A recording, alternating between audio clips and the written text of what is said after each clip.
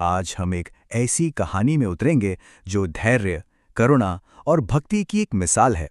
एक ऐसी कहानी जो सदियों से दिलों को छूती आई है।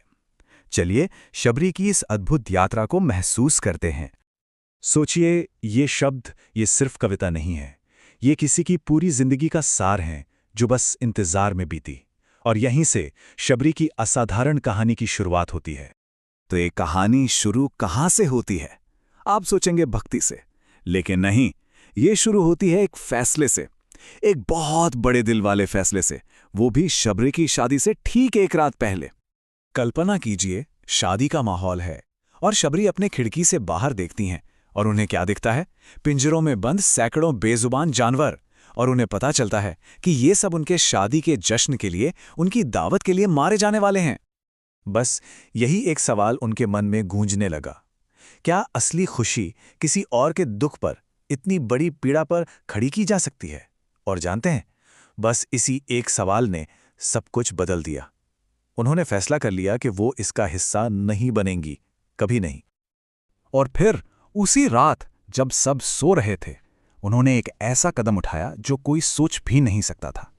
उन्होंने परंपरा नहीं, करुणा को चुना और बस अपना सब कुछ, अपना घर, अपनी दुनिया, सब पीछे छोड़ दिया। तो घर छोड़ने के बाद वो कहाँ गई? उनकी ये यात्रा उन्हें ले गई ऋषि मतंग के आश्रम, और यहीं से सेवा और भक्ति के जरिए उनकी जिंदगी को एक नया मकसद मिला। गुरु यानी वो जो जिंदगी को एक नई दिशा दे। शबरी ने सालों साल पूरी निष्ठा से अपने गुरु की सेवा की, उनके हर एक शब्द को, उनके ज्ञान को अपने अंदर समा लिया। और फिर वो समय आया जब ऋषि मतंग अपना शरीर त्याग रहे थे। जाते जाते उन्होंने शबरी को सिर्फ आशीर्वाद नहीं दिया, उन्होंने शबरी को एक मिशन दिया, एक ऐसी भविष्यवाणी की जो उनकी पूरी जिंदगी का आधार बनने वाली थी। और इसके बाद शुरू हुआ इंतजार। एक दिन नहीं, एक साल नहीं, बल्कि कई साल। सुबह शाम में ढलती गई, मौसम दशकों में बदल गए, शबरी की उम्र ढल गई, पर उनकी आस्था वो टस से मस नहीं हुई। वो हर दिन अपनी छोटी सी कुटिया को ऐसे साफ करती, ऐसे सजाती, जैसे वो दिव्य मेहमान आज ही आने वाले हों। और फिर सालों के इंतजार के बाद एक दिन उन्हें दूर से दो परछाइयां अपनी तरफ आती दिखी। सोचिए उस पल को, दिल कितनी जोर से धड़का होगा। लेकिन इतने सालों बाद कैसे यकीन होता कि ये वही हैं जिनका वो इंतजार कर रही थीं? ये बात बहुत गहरी है। उस पल में उन्हें सीधा राम याद नहीं आए, उन्हें याद आए अपने गुरु, और गुरु के दिए हुए वो आखिरी निर्देश। उनकी भक्ति देखिए कितनी केंद्रित थी कि पहला ख्याल ही ये आया कि गुरु ने पहचानने का क्या तरीका बताया था। और जैसे जैसे वो आकृतियां नजदीक आ रही थीं, शबरी अपने मन में एक एक करके उन संकेतों को परखने लगी, बड़ी उम्मीद से, बड़े ध्यान से। दिल की धड़कनें यकीनन बहुत तेज होंगी।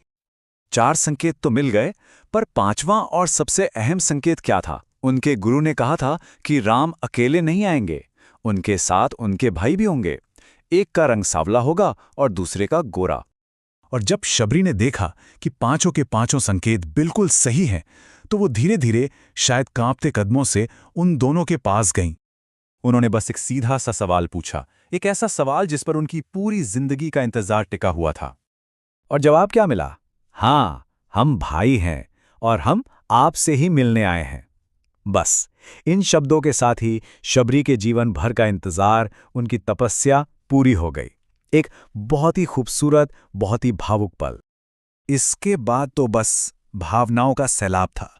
शबरी की आंखों से खुशी के आंसू रुक ही नहीं रहे थे। उन्होंने अपने आंसुओं से ही उनके पैर धोए, और वो मीठे बेर जो उन्होंने न जाने कितने सालों से रोज चक चक कर उनके लिए जमा किए थे, वो उन्हें खिलाए। ये कोई शाही पकवान नहीं थे, पर यकीन मानिए, ये भेंट भक्ति का सबसे ऊंचा, सबसे पवित्र रूप थी। शबरी की ये कहानी हमें बहुत कुछ सोचने पर मजबूर करती है ना?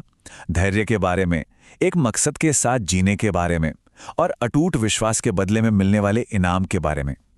तो ये सवाल हमारे लिए भी है कि एक जीवन तक किसी चीज पर अटूट विश्वास बनाए रखने का असल में मतलब क्या होता है?